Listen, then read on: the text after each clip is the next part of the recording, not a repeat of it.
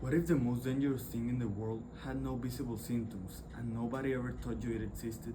Every day, millions of people carry something invisible: anxiety, depression, pain they can't even name.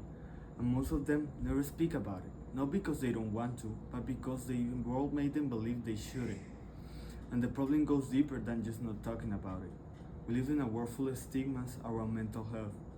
People still believe that going to a therapist means you are crazy, that feeling sad is weakness, that if you can handle your emotions alone, something is wrong with you. These are not just beliefs, they are walls. Walls that keep people from asking for help until it's too late. According to the World Health Organization, suicide is the second leading cause of death for people our age. Not accidents, not disease, the second leading cause. Over 700,000 people die by suicide every single year. That is one person every 40 seconds. And men are dying by suicide more than twice as often as women. Not because they feel less, but because we live in a society where men are still expected to be strong, silent, and unbreakable.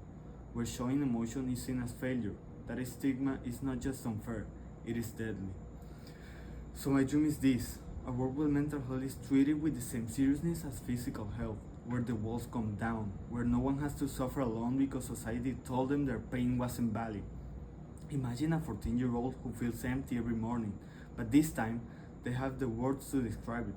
They have people around them who don't judge, and they know without any doubt that asking for help is not weakness, it's one of the bravest things a person can do. That kid doesn't suffer in silence. That kid grows up knowing they matter, and that changes everything. But dreams need action. So what does that actually look like? It starts with breaking the stigma, openly, publicly, in everyday conversations, where we normalize talking about mental health the same way we talk about a broken arm. The walls start to crack, where a man can say, "I'm not okay," and be met with support, not silence, where no one is labeled or judged before asking for help. This dream is for the boy who was told that crying is weakness, for the girl who smiled every day until she couldn't anymore, for every person who ever suffered alone because the world told them their pain wasn't worth talking about. Change doesn't start with governments or institutions.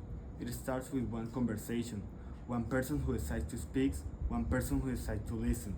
I'm choosing to be that person.